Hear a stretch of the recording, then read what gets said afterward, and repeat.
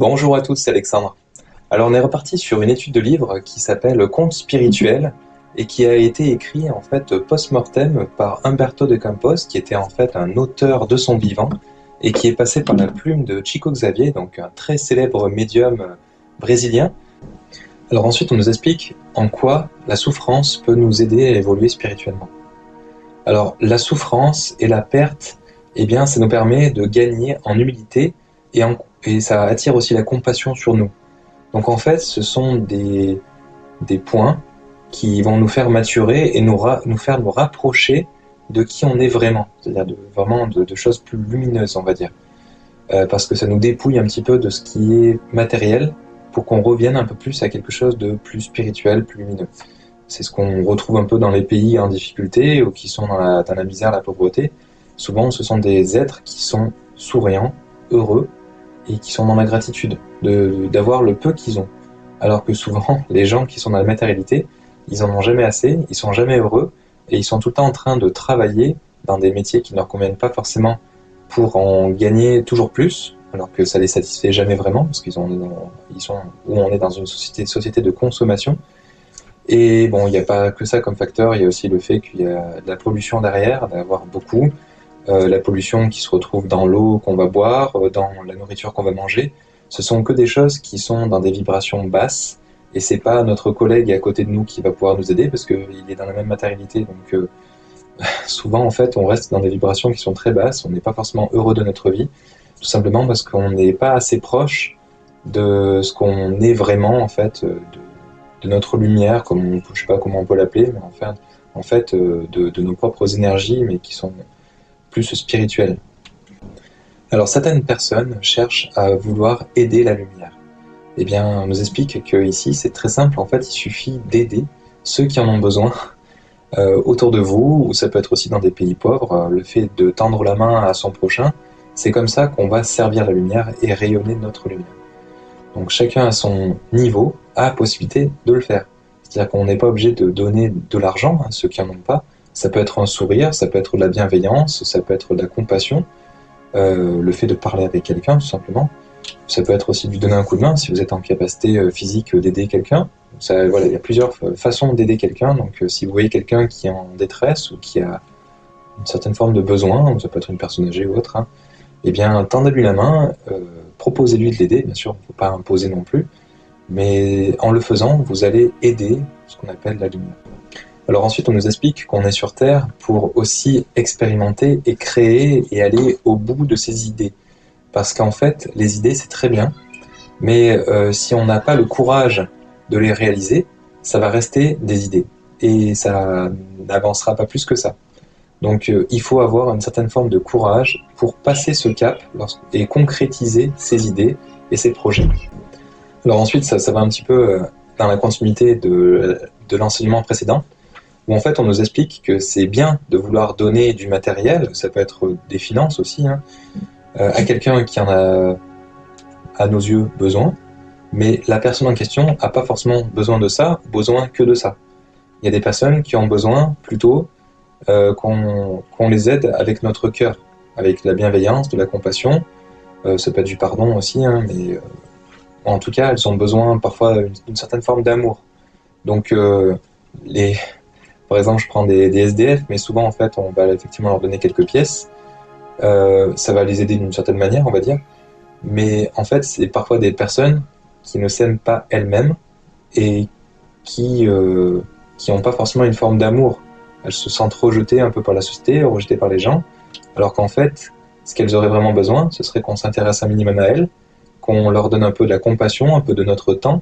et de notre bienveillance, et peut-être un petit peu comme une certaine forme d'amour. En tout cas,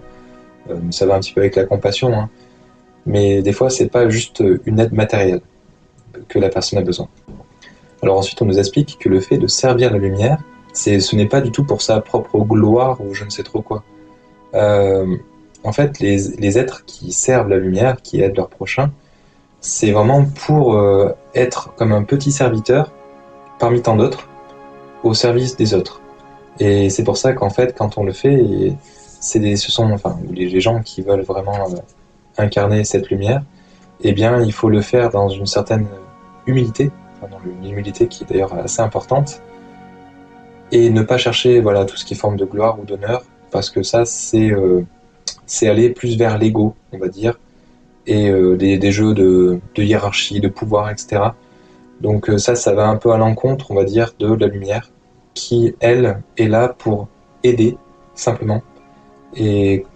pour essayer de créer comme une espèce de forme d'entraide, de bienveillance et d'amour, de lien très fort entre tous les êtres, mais sans chercher voilà, du profit, du gain ou autre chose. Alors ensuite, dans l'enseignement suivant, ça nous parle un petit peu du karma, où en fait on nous fera vivre ce qu'on a fait vivre aux autres, et on va récolter ce que l'on a semé. Si on a, mais ça peut être dans les deux sens, hein. C'est-à-dire que si vous avez semé des choses positives, vous avez transmis de l'amour, vous allez le recevoir tôt ou tard. Ça va être des gens qui vont vous remercier par exemple, mais ça peut être aussi dans d'autres vies ou sur d'autres sphères. Vous allez être baigné dans un amour très important si vous le rayonnez régulièrement. Alors ensuite, on nous rappelle ou on nous re-rappelle que la spiritualité c'est bien, mais il faut savoir la mettre en pratique. On nous montre un peu l'exemple au travers d'une histoire d'une personne qui a été dans la spiritualité toute sa vie, mais qui n'a jamais vraiment mis en pratique. Donc il a pu transmettre effectivement ses enseignements, etc., rester beaucoup dans le mental,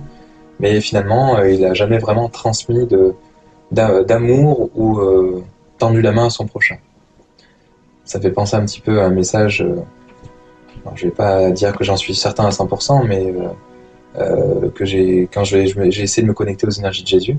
où en fait je voyais que des êtres qui sont très évolués peuvent nous aider sur le plan, non pas mental, mais au niveau du cœur. Alors que nous, on essaie vraiment d'intellectualiser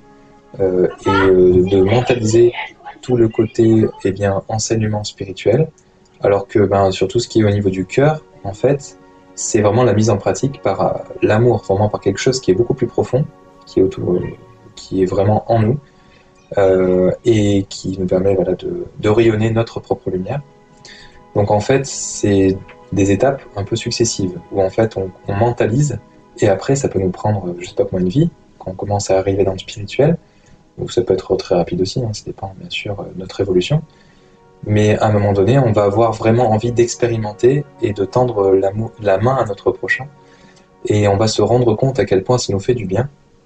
on le ressent dans notre cœur, d'aider l'autre.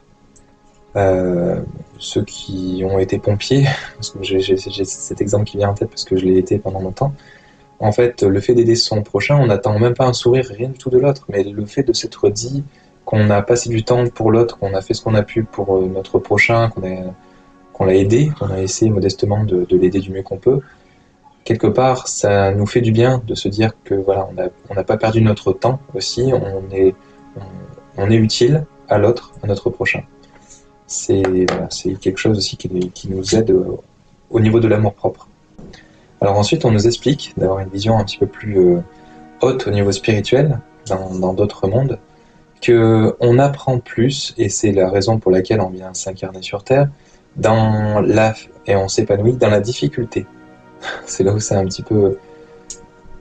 contradictoire par rapport à notre mental, parce que notre mental, lui, il cherche pas du tout la difficulté, il cherche plutôt la simplicité, parce que il cherche un confort matériel, mais le spirituel, c'est un petit peu l'inverse, où en fait le matériel, ça peut devenir en tout cas plus un frein qu'autre chose. Donc on nous explique que les passages sur Terre, ça crée des êtres qui sont magnifiques. Ça permet d'évoluer vraiment fortement, c'est pas pour rien qu'on est sur Terre, et sur le côté spirituel. Donc les êtres qui viennent s'incarner spirituellement, qui viennent s'incarner sur Terre, les êtres spirituels qui viennent s'incarner sur Terre, quelque part, bravo à vous qui m'écoutez, et bravo à tous ceux qui osent faire cette expérience terrestre, qui n'est pas aisée, parce que quand on vient des mondes de lumière, on a un autre confort, on va dire, et on est dans l'amour, la bienveillance, etc. Où tout est, voilà, c'est un petit peu le monde des bisounours, on va dire, là-haut, alors que là, c'est pas le cas quand on est sur Terre. Eh bien, c'est ce qui nous permet d'évoluer et de devenir vraiment de grands êtres de lumière qui sont vraiment vus comme des êtres magnifiques. Alors ensuite, on nous explique qu'il faut parfois croire les gens qui sont plus évolués, qui sont un petit peu en marge de la société parce qu'ils ont une certaine forme de transformation spirituelle, Alors, il y a la notion de parfois, hein, aussi savoir se méfier un petit peu des pièges de tout ce qui est spiritualité, hein, de ne pas tomber sur un gourou qui veulent vous exploiter d'une manière ou d'une autre. Donc j'avais fait une vidéo sur la partie justement les pièges du spirituel, donc je vous invite à la regarder en tout cas, et de faire attention aux pièges de la société aussi, qui nous renvoient vers la matérialité, où il n'y a que ça, il n'y a que ça, il n'y a que ça, et du coup qui nous enlisent un petit peu et qui nous freinent un petit peu dans une certaine forme d'évolution spirituelle.